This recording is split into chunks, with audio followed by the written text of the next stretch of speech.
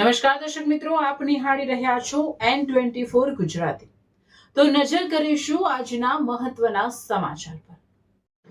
પાદરા તાલુકાના વડુ ગામે આવેલી રેફરલ હોસ્પિટલ ફરી એકવાર વિવાદમાં આવશે। ટૂંક સમય પહેલા હોસ્પિટલમાં ગંદકીનું સામ્રાજ્ય અને એક્સપાયર દવાઓ હોવાના આક્ષેપો સામે આવ્યા હતા। આ સમગ્ર મામલો N24 ગુજરાતી ન્યૂઝના રિપોર્ટર સરફરાઝ દિવાન દ્વારા સોશિયલ મીડિયા તેમજ સંબંધિત અધિકારીઓ સુધી પહોંચાડવામાં આવ્યો હતો। આ રજૂઆતો બાદ આજે ડોક્ટર શૈલેષ સુતરિયા ઇન્ચાર્જ સીડીઓ દ્વારા વડુ રેફરલ હોસ્પિટલની અચાનક મુલાકાત લેવામાં આવી હતી। મુલાકાત દરમિયાન હોસ્પિટલની સફાઈ વ્યવસ્થા, દવાઓનો જથ્થો અને દર્દીઓને આપવામાં આવતી સેવાઓની તપાસ હાથ ધરવામાં આવી હતી। તપાસ દરમિયાન ડોક્ટર શૈલેષ સુતરિયાને કેટલીક એક્સપાયર ડેટની દવાઓ પણ મળી આવી હોવાનું જાણવા મળ્યું છે, જેને લઈને આરોગ્ય વિભાગમાં ચકચાર મચી ગઈ હતી। સમગ્ર મામલે વિગતવાર રિપોર્ટ તૈયાર કરીને ઉચ્ચ અધિકારીઓને મોકલવાની અને જવાબદારો સામે કાર્યવાહી કરવાની પ્રક્રિયા હાથ ધરાશે તેવી માહિતી આપવામાં આવી હતી।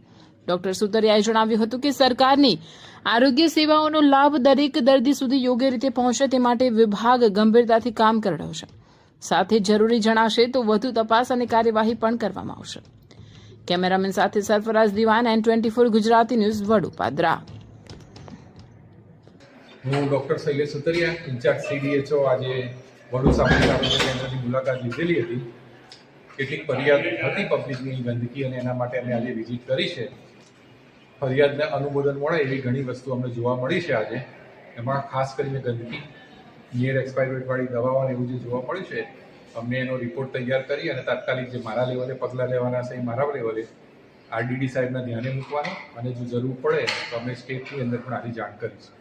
અને અમારો એક જ વસ્તુ છે કે જે સરકારી યોજના છે એ છેવાડાના માનવી સુધી પહોંચે। જે પણ દવાઓ, વસ્તુઓ અને ફર્નિચર અમે જે ખરીદીએ છીએ, જે અમે નવું ઇન્ફ્રાસ્ટ્રક્ચર પૂરું પાડીએ છીએ, એ તમામનો લોકો સુધી લાભ મળે અને એના માટે આ કામગીરી કરવાની છે।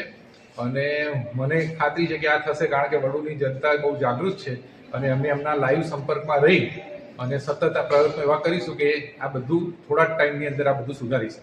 Thank you. Okay sir.